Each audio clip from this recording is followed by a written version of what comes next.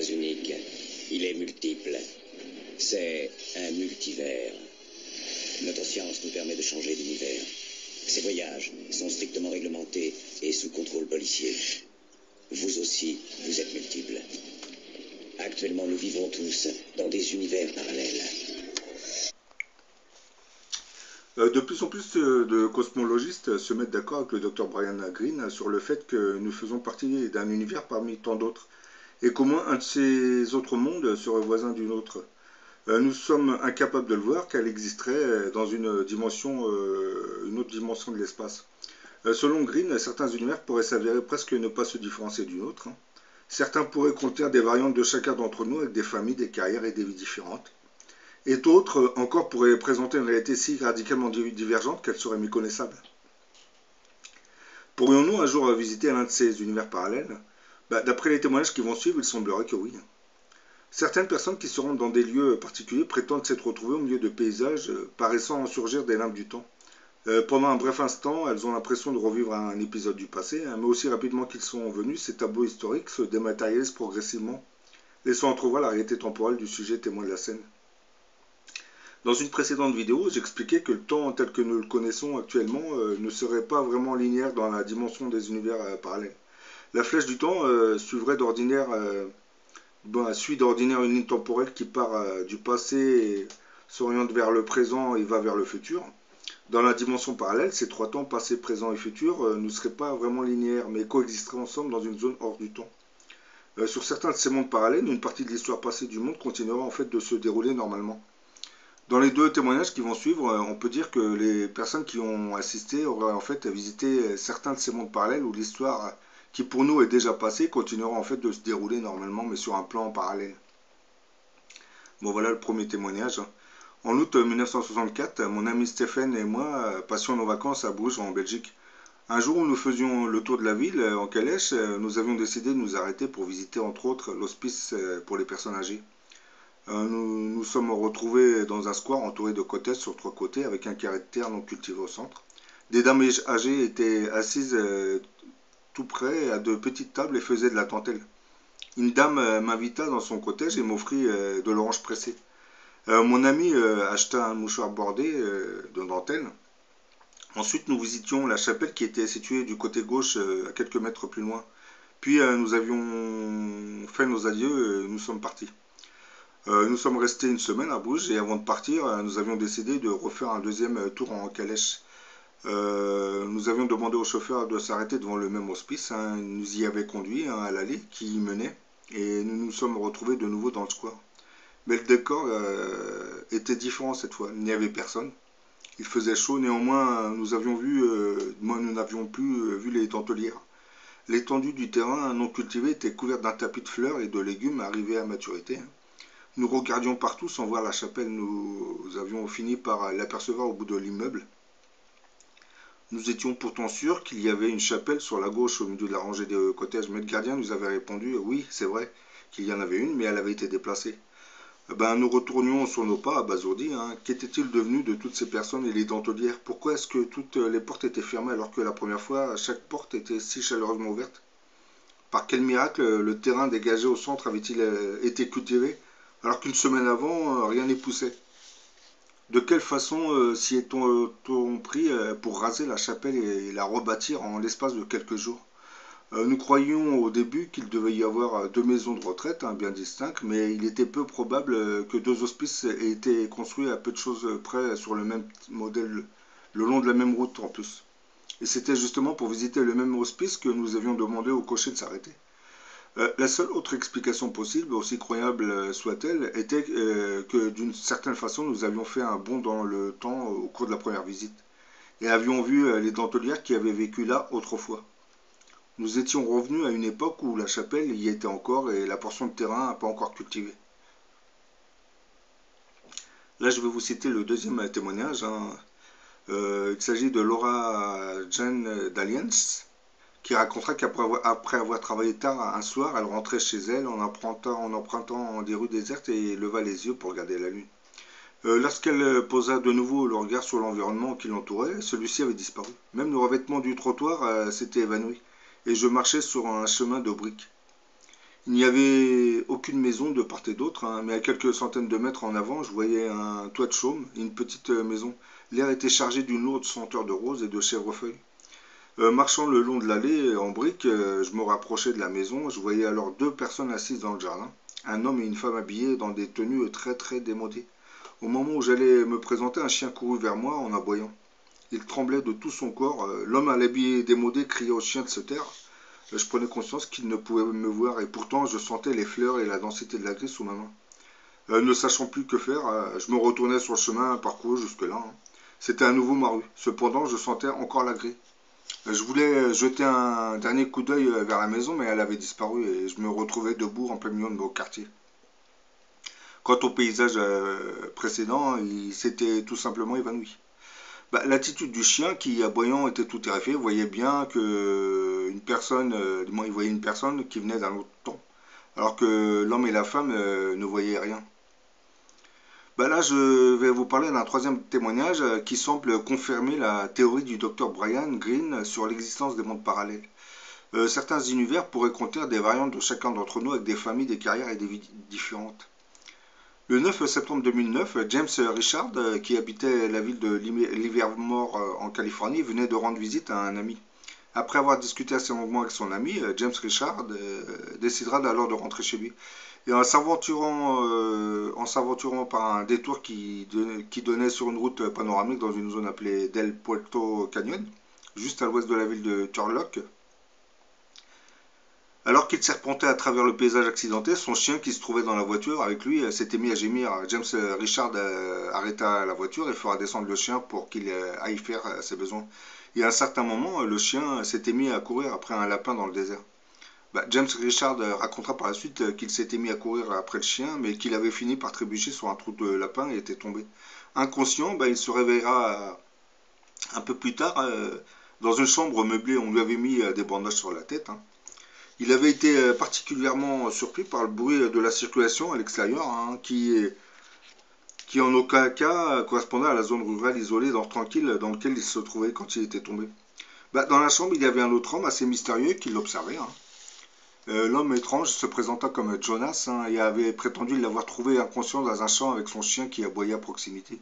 James et Richard ne comprenaient toujours pas comment d'une zone pratiquement désertique, il s'était retrouvé dans une zone urbanisée. Jonas finira par lui expliquer qu'il était en fait un voyageur interdimensionnel, hein, qui utilisait une étrange machine. Se projetant d'un univers parallèle à l'autre, il expliquait qu'il s'était retrouvé dans ce lieu désertique par hasard. C'était sa machine qu'il avait déposée à plusieurs mètres de là. Alors qu'il se promenait, il avait découvert mon corps allongé par terre.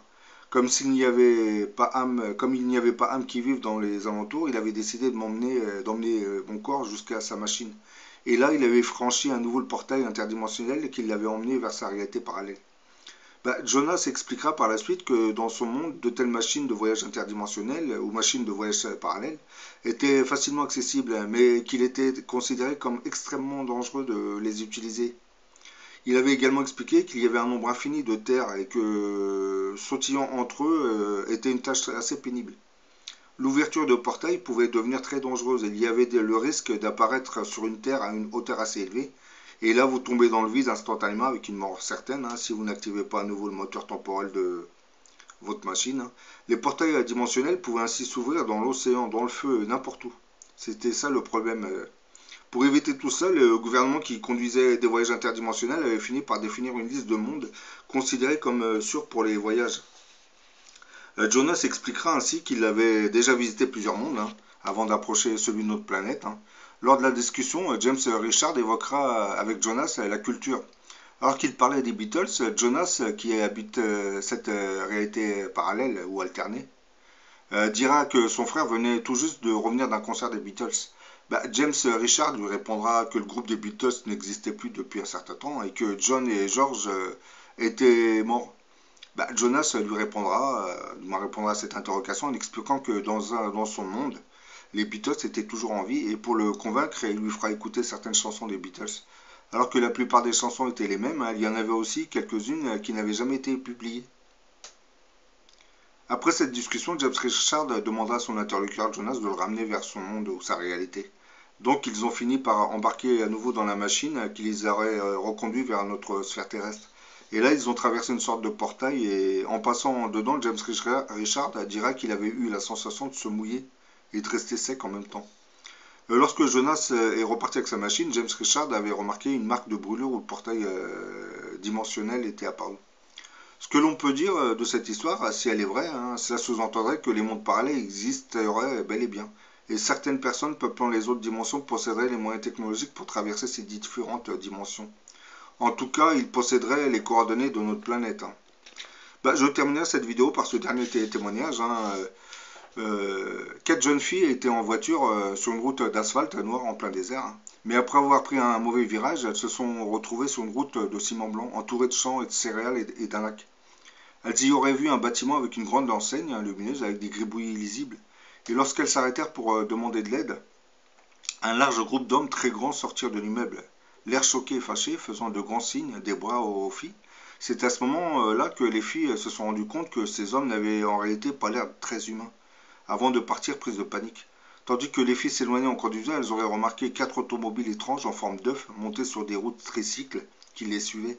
Elles réussiront quand même à s'en débarrasser en accélérant jusqu'au canyon avant de se retrouver curieusement dans le désert où elles étaient au départ. Saines et sauves, mais incapables de comprendre le lieu mystérieux où elles étaient rendues, ou comment elles y étaient arrivées.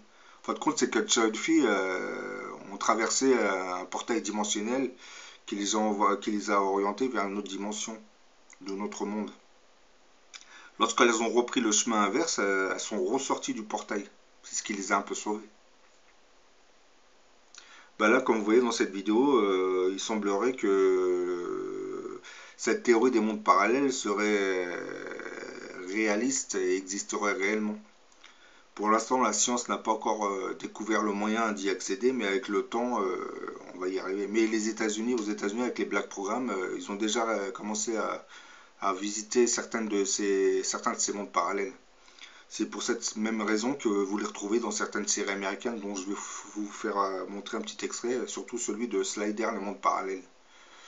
Ces séries ne sont pas faites par hasard, hein, c'est pour préparer l'opinion à l'existence de ces mondes parallèles.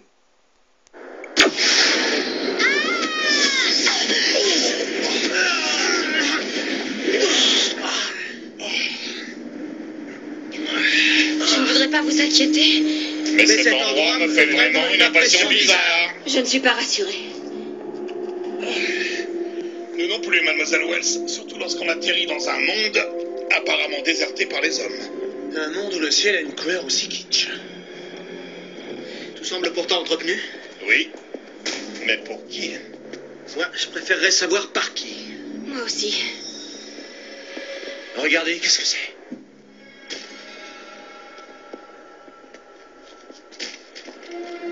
Ce sont les restes d'un robot. Vous entendez? Oui, ça ressemble à un moteur.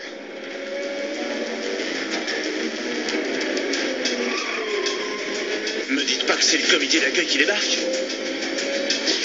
Je ne tiens pas vraiment à le savoir. On ne leur échappera jamais. Courez au lieu de parler.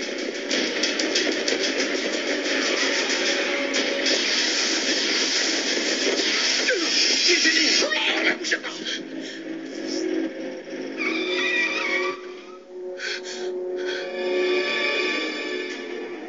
Et si on découvrait un passage vers des mondes parallèles? Si on pouvait glisser vers des milliers d'univers différents? Se retrouver la même année, être la même personne, mais que tout le reste soit différent? Et si on ne trouvait plus le chemin du retour?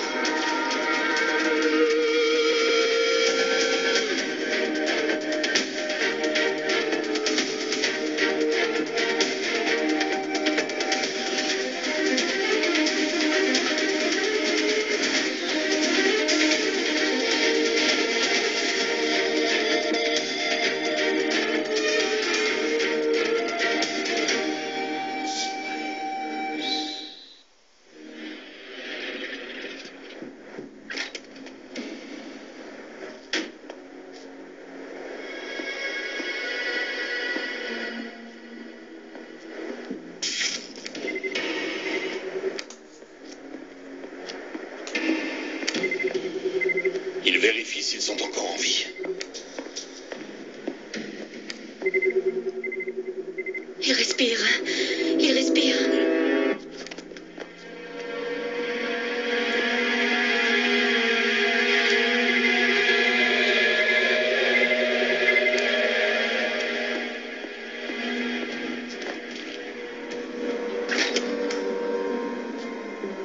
Pourquoi il nous court pas après? Je n'en sais rien. Il semble qu'il n'ait pas détecté notre présence. Ce qui veut peut-être dire que le petit génie n'a rien. Et comment ça va, mon grand? Bien? Très bien. Comme si j'avais mis ma langue dans une prise électrique. Qui a le minuteur? C'est moi. On est coincé ici 3 jours complets. Lève-toi, il faut trouver un endroit où se mettre à l'abri des tirs. Bonne idée. Dépêchez-vous, monsieur Mallory. Qu'est-ce qu'on fait d'eux?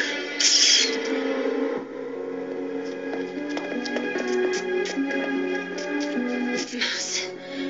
Ce sont des robots. C'est pour ça qu'ils ne nous ont pas détectés. Ils cherchaient les signes d'une vie électronique. Voilà pourquoi. Aidez-moi. Il est encore en vie.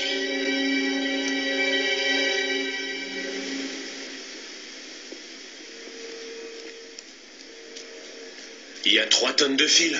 Comment être sûr que vous raccordez les bouts? En faisant de bonnes déductions.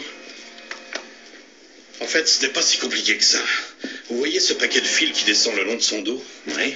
Il s'agit de son système nerveux central. Et ces petites plaques de métal ici sont le pendant de nos vertèbres. Son intérieur a été parfaitement modelé sur le corps humain. La dernière fois que j'ai vu les entrailles, elles baignaient pas dans un gel verdâtre. Ce liquide vert sert à conduire l'électricité vers les régions du corps qui ne sont pas câblées. Voilà. Ça devrait aller. Je viens de découvrir ce qui est arrivé ici. J'ai trouvé des tas de brochures d'Aldon Robotique vantant les irremplaçables mérites de la main-d'œuvre robotisée, qui permet aux hommes de profiter pleinement de la vie. Et il a bougé, qu'est-ce que t'as fait? Il a stimulé mon tricordial neuroglia, qui a envoyé une impulsion à mon appendice droit supérieur. Un moment, s'il vous plaît, que je règle mes paramètres de vision.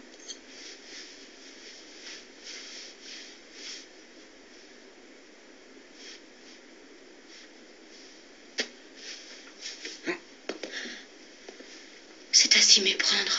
Vous avez un nom? Qu'est-ce que c'est votre nom? Comment on vous appelle? Je suis un Aldon D.O63, mais on m'appelle Derrick. C'est en fait le sigle du modèle Delta possédant les premières puces pour les réactions émotionnelles. Et vous?